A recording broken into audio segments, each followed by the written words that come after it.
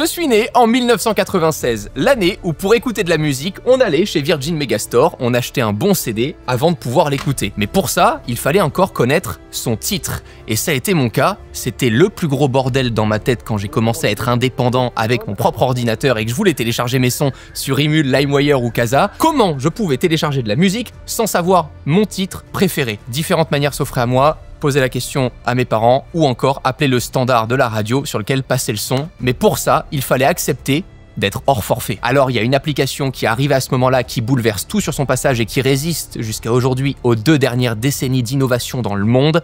Installez-vous confortablement. Bienvenue. Aujourd'hui, on s'attaque à l'incroyable histoire de Shazam. Who recognizes that song? About 5 people? Okay, who would like to know the name of that song? There it is. It's moments like that when you hear a cool song, that was the inspiration for why we created Shazam. On va déjà commencer par se rappeler de quelque chose qui va nous retourner le cerveau. Shazam a été créé pendant l'été 2002. C'est bien avant l'invention de l'iPhone en 2007. Et à ce moment-là, le tout premier iPod venait de sortir il y a à peine 1 an. Autant vous dire que c'était vraiment le tout début des appareils portables pour écouter de la musique. C'est un nouveau baladeur numérique qui permettra d'emmagasiner plus de 1000 pièces musicales dans la mémoire de l'appareil. Mais quelque part, en Californie, au début des années 2000, il y a un mec qui sent une révolution arriver. Chris Barton. Un étudiant, comme tant d'autres, à l'université de Berkeley, une école prestigieuse qui a vu défiler parmi ses anciens étudiants Steve Wozniak, le cofondateur d'Apple, Eric Schmidt, l'un des patrons de Google, et même Doug Engelbart, l'inventeur de la souris d'ordinateur. Chris est impressionné par la trajectoire de ces mecs brillants et il se dit que lui aussi, il veut lancer son business révolutionnaire sans attendre la fin de l'université. Durant cette période, l'innovation est permanente. C'est le début de l'âge d'or de la Silicon Valley. Alors pour Chris, tout part d'un constat. De plus en plus de personnes ont constamment un téléphone sur eux. Qui n'a pas de portable ici? Non, il n'y a personne. T'es dépendant, c'est comme la drogue, t'es dépendant à ça. Et mis à part passer des appels et envoyer des textos, qu'est-ce qu'ils pourraient faire d'autre qui changerait leur quotidien? Alors avec ces 2 potes, qui deviendront un peu plus tard ses associés dans le projet, ils se donnent rendez-vous toutes les semaines au Café du Coin pour réfléchir ensemble à des idées qui pourraient révolutionner le quotidien des gens depuis leur simple téléphone. En discutant, ils parlent de musique et Chris trouve qu'il n'y a rien de plus énervant que de tomber amoureux d'un morceau qu'on entend dans un bar ou à la radio et de chercher son nom pour pouvoir le réécouter. Pour Chris, il faut un outil pour répondre à cette frustration des plus basiques que tout le monde a déjà vécu et c'est cette idée qui va le rendre riche. Très riche. Bon, avant l'argent, les problèmes. C'est tellement novateur que ça nécessite une technologie qui n'existe pas encore. Chris n'est pas développeur, alors lui et ses potes se mettent à la recherche du petit génie de l'informatique qui pourra faire de cette idée une réalité. On l'oublie pas, ils sont dans la Silicon Valley. Il n'y a rien de mieux pour trouver ce genre de génie développeur. Chris finit donc par réussir à embaucher celui qui finira par coder Shazam, Avery Wang. Avery sort tout juste de l'université de Stanford, après un diplôme en neurosciences computationnelles. Oui, ça existe. Alors Avery a en poche un doctorat en traitement des signaux. Toi et moi, on n'y comprend pas grand-chose, mais ce qu'il faut retenir, c'est que c'est un savoir clé qui sera son atout principal pour faire de Shazam une réalité.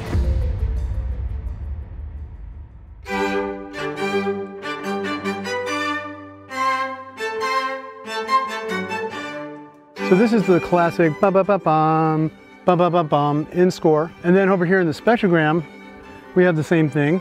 Not as clearly written, but clear to hear. And that is ba-ba-ba-bum, ba-ba-ba-bum. Derrière sa très grande simplicité d'utilisation, Shazam est un énorme défi technique. Pour bien comprendre la technologie derrière l'application, imaginez 3 photos de vous au milieu de milliers d'autres. Maintenant, apprenez à un ordinateur à sélectionner les 3 photos de vous en lui donnant votre nouvelle photo de profil. Eh bien, dites-vous que Shazam, c'est à peu près le même concept, sauf que la photo d'un morceau de musique, ça ressemble à ça. Et ça s'appelle un spectrogramme. In this spectrogram of birdsong, we have time progressing to the right, as is always done in spectrograms, and then frequency on the vertical axis. So this is coming down. D'ailleurs, petite anecdote, il y a même des artistes qui s'amusent à cacher des images dans leur spectrogramme. Alors je trouve aussi que c'est hyper niche, mais c'est marrant. Reconnaître le spectrogramme d'une chanson avec celui de l'enregistrement initial, c'est faisable. Mais pour ça, il faudrait un fichier bien propre, et quand ta chanson préférée est jouée en soirée pour que tu la hurles à moitié bourrée, c'est moins évident à reconnaître. En plus de ça, les micros de nos téléphones portables sont conçus pour capter parfaitement les voix humaines et pour isoler au maximum le bruit en arrière-plan. Et dans le bruit, il y a la chanson. En gros, tout est fait pour rendre l'usage de Shazam super compliqué. J'avoue, perso, j'aurais abandonné. Moi, ça va pas assez vite. Une vidéo YouTube, quand c'est tourné déjà en plus de 5 jours, c'est compliqué, alors bon. Avery Wang est à bout. Il continue de développer, mais difficile d'imaginer comment il va réussir une telle prouesse technique. Et c'est après plusieurs échecs que Avery pense tenir la bonne piste. Et si plutôt que de reconnaître l'entièreté de la chanson, j'essayais de repérer différents moments du son pour voir s'il correspond. Ça me permettrait de mettre de côté les moments où l'utilisateur hurle en soirée à moitié bourré et de ne repérer que certains signaux pour voir s'il colle à l'original. Et ça marche. Avery a réussi. Il a créé la technologie pour repérer à l'intérieur d'un son différents moments qui sont suffisamment ressemblants pour affirmer qu'il s'agit de la même musique. Mais vous allez voir que c'est que le début des emmerdes. En tout cas, c'est le premier pas d'une technologie qui fait de Shazam l'application magique qu'on connaît tous aujourd'hui. Maintenant que Chris et son équipe détiennent une technologie solide, vous commencez à connaître la chanson si vous êtes abonné à la chaîne. Derrière chaque succès, il y a des emmerdes. Beaucoup d'emmerdes. Parce que maintenant, c'est le moment pour Shazam de constituer une base de données pour comparer les morceaux. Une base de données qui doit contenir toutes les chansons du monde. Rien que ça. Alors on pourrait se dire qu'ils vont inventer un outil incroyable pour tout repérer sur Internet et analyser chaque son, qu'ils vont faire des partenariats avec toutes les maisons de disques pour avoir un accès à toutes leurs chansons. Non, pas du tout.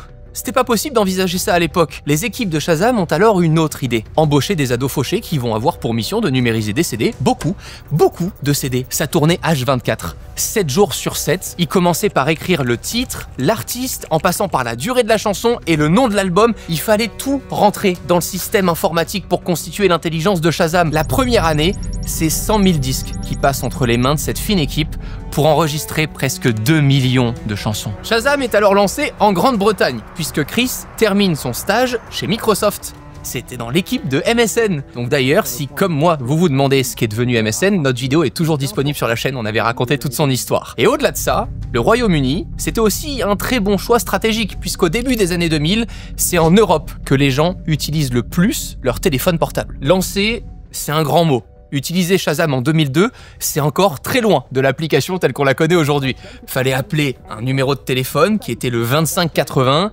Après 30 secondes d'appel, le service raccrochait automatiquement et t'envoyait le nom du morceau par SMS. J'avais prévenu, c'était les années 2000 quoi. Parce que oui, l'App Store d'Apple, qu'on connaît tous, n'est lancé que 6 ans plus tard, comme le Google Play Store, qui permettront après l'émergence d'applications à proprement parler. L'aspect visionnaire de Shazam est quoi qu'il en soit déjà là et va attirer l'œil des investisseurs. En plus de ça, cette année-là, les fondateurs ont déjà vu loin et dans leur presse PowerPoint, ils imaginent déjà une application qui permettra d'acheter directement la chanson, voir les paroles ou même les clips vidéo. Alors, pendant que tout le monde joue encore à Snake sur son 3310, eux, ils se voient déjà avec 20 ans d'avance. Et vous allez voir que la suite va leur donner raison.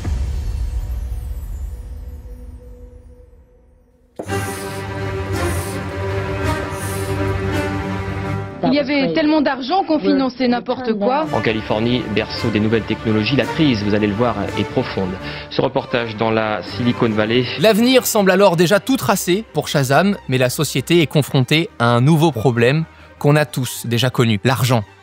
Toujours l'argent. Encore plus quand tu le crames dans une équipe de fous furieux pour créer une application jamais créée auparavant. Alors, qu'est-ce que fait une société qui n'a plus assez d'argent pour accélérer? Une levée de fonds. Le business model de Shazam était simple. Le numéro 2580 était un numéro surtaxé, chaque appel était facturé 50 centimes en Angleterre. En 2004, le service débarque aux États-Unis avec comme partenaire l'opérateur AT&T qui facturait lui 99 centimes par morceau trouvé. À ce prix-là, il fallait vraiment avoir envie de connaître le titre de la chanson. Et même avec des tarifs pareils, à l'époque, ça ne suffit pas pour payer les serveurs, la publicité et les équipes. C'est en 2006 que le service se décline enfin avec un abonnement au prix de 4,50 livres par mois pour un usage illimité. Mais la vraie révolution, celle que tout le monde connaît, a lieu en 2008, l'année de la sortie de l'App Store d'Apple, et ça va absolument tout changer pour Shazam. What we call the App Store. This is an application we've written to deliver apps to the iPhone. Ciao, le numéro surtaxé pour effectuer des recherches est hors de prix. Non seulement Shazam dans son format d'application est super pratique, mais elle profite aussi d'avoir un coup d'avance en faisant partie des premières apps dispo sur la toute nouvelle révolution et application d'Apple. En 2008, il y a très peu d'applications disponibles, alors Shazam et son petit logo S bleu profitent d'une mise en avant naturelle et gratuite auprès de tous les utilisateurs d'Apple. Je sais pas si vous imaginez, du jour au lendemain, tous les utilisateurs d'iPhone qui cliquent sur App Store voient ton app. Et pour ça, tu payes pas. Le nombre d'utilisateurs de Shazam explose. Et évidemment, un nouveau modèle économique arrive, rendu possible grâce à leur application visuelle, la publicité, qui devient immédiatement leur première source de revenus. Il existe aussi une version premium, illimitée, sans pub, pour environ 5 € en achat unique. La deuxième source de revenus de Shazam. Et parce qu'il s'arrête pas là, quand tu Shazam un son, oh, cette expression quand même, c'est une nostalgie de malade. Quand tu Shazam un son, tu peux l'acheter directement sur l'iTunes Store. Une fois qu'on est sûr de son choix, une dernière chose à faire, appuyer sur le bouton acheter le morceau. Et le morceau va être téléchargé automatiquement en l'espace de quelques secondes. À l'époque, les plateformes de streaming, c'était pas ça. C'était pas hyper populaire. On en était qu'au tout début. Alors on achetait son par son, et à chaque achat, c'est une commission qui rentre dans la poche de Shazam. Et hop, la troisième source de revenus pour eux. Et je ne mentionne même pas certains deals avec les labels de musique ou encore les partenariats avec des marques. Ça sera toujours qu'une question de musique. Je passe mes nuits à courir après mes rêves. L'essentiel à retenir, c'est qu'après des années de galère, le succès est enfin là. Enfin, en surface. Parce qu'en réalité, malgré tous leurs efforts et leur premier succès, vous allez voir que Shazam galère encore. Le MP3. 2 lettres et un chiffre qui font trembler l'industrie du disque. Ça fait longtemps que vous n'avez pas acheté de CD dans un grand magasin comme ça? Ça fait pas mal de temps, et plusieurs mois. Pourquoi? Parce que déjà, ils sont très chers, et en plus, maintenant, je peux les télécharger gratuitement sur Internet. Avec des centaines de millions d'utilisateurs à travers le monde, pour Shazam et comme beaucoup de boîtes dans la tech, ça ne suffit pas pour trouver un équilibre financier. En 2015, Shazam est évalué à hauteur d'1 milliard de dollars. Et pourtant, Shazam a été incapable de générer ne serait-ce qu'1 centime de profit. La raison est assez simple. Ils ont cherché dès le début à faire grossir leur nombre d'utilisateurs sans pour autant craquer un modèle de rentabilité. C'était secondaire pour eux. Et puis, une fois que Spotify est arrivé, les gens ont commencé à acheter moins de morceaux sur les stores et donc, logiquement, Shazam touchait moins de commissions. Et ils n'ont pas arrêté de changer de business model malgré les coûts qui restaient les mêmes, alors c'était mission impossible de dégager un bénéfice et d'avoir un peu de visibilité sur ce qui pouvait les attendre. Mais c'est un grand classique dans cette industrie. Uber n'a pas été rentable pendant 10 ans. Et c'est la même chose pour Deezer, fondé en 2007, qui prévoit d'être rentable seulement en 2025. Et comme par hasard, c'est quand ça va pas ouf qu'Apple s'intéresse de plus en plus à l'application. Shazam est toujours au top des classements des plus téléchargés depuis des années. Siri intègre carrément le service depuis 2013 et il a rapporté des millions de dollars à iTunes à travers les achats de chansons. Alors, le 24 septembre 2018, Apple rachète Shazam pour la somme colossale de 400 millions de dollars. C'est l'une des plus grosses acquisitions de l'histoire de l'entreprise avant 2018. Good evening tonight. The sound of music is the sound of deal making. Apple is buying the music ID service Shazam. Apple has confirmed it will acquire Shazam. Apple confirms its Shazam acquisition. Et pour Apple, c'était un putain de move. Apple Music était en plein développement, lancé en 2015, ça faisait maintenant 3 ans, et l'acquisition de la base de données des utilisateurs de Shazam permet d'attirer les gens vers Apple Music. Très important pour pouvoir concurrencer sérieusement leur ennemi numéro 1, Spotify. Parce que quand tu regardes les intégrations aujourd'hui dans Shazam, tout est fait pour t'amener vers Apple Music. Quand on achète une entreprise, on l'achète aussi pour ses équipes et leurs compétences. Souvent dans le but de les faire travailler sur d'autres projets au sein du groupe, mais pour Apple, il y a plus avec Shazam. Et cette raison est beaucoup plus subtile. Shazam permet d'effectuer des recherches de titres. Alors, c'est via cette application qu'on sait en premier quel titre va être le plus recherché dans le monde. Imaginez une seconde l'avance qu'Apple peut prendre et la façon dont ils peuvent référencer les meilleurs titres sur Apple Music s'ils savent avant tout le monde qu'est-ce que les gens recherchent? Ça donne à Apple un pouvoir énorme et des données ultra précieuses qui leur permettent de connaître le marché en temps réel et de proposer des offres adaptées à travers des playlists ou des mises en avant d'artistes. Si dans la semaine, un son est Shazam plus que la normale, Apple Music est alors capable de prédire que le nombre d'écoutes en streaming va ne faire qu'augmenter. So Shazam currently has over 325 million users around the world. Aujourd'hui, Shazam reste parmi les applications les plus utilisées dans le monde. En novembre 2024, Apple publiait un communiqué de presse pour fêter un nombre qui est tout juste hallucinant. Depuis le lancement de Shazam, il y a eu plus de 100 milliards de recherches effectuées sur l'application. 100 milliards, ça correspond à peu près à 12 chansons shazamées par être humain sur Terre. Et à votre avis, quel serait pour vous le titre le plus shazamé de l'histoire? Vous pouvez mettre sur pause là la vidéo et écrire en commentaire votre réponse. Profitez-en aussi pour vous abonner tant qu'on y est. Perso, j'aurais dit un titre de Michael Jackson ou Mariah Carey, mais non. Le titre le plus shazamé de l'histoire, c'est Dance Monkey de Tones and I avec 41 millions de recherches. Et l'artiste le plus shazamé, c'est Drake, qui est tout en haut du classement avec 350 millions de Shazam. Alors à ce moment-là, plus personne ne semble pouvoir arrêter ce service, déjà dans la mesure où l'application est installée de base maintenant, et depuis très longtemps sur le 1,5 milliard d'iPhone en circulation à travers le monde, ça paraît être un sacré avantage sur le reste du marché. Et comme vous m'avez souvent entendu le répéter dans la vidéo, Shazamer, c'est devenu carrément un verbe. C'est le Graal pour ce genre d'entreprise. Imaginez la puissance de votre app quand ça devient un verbe. C'est un peu comme Uberiser, Photoshopper ou encore FaceTimer.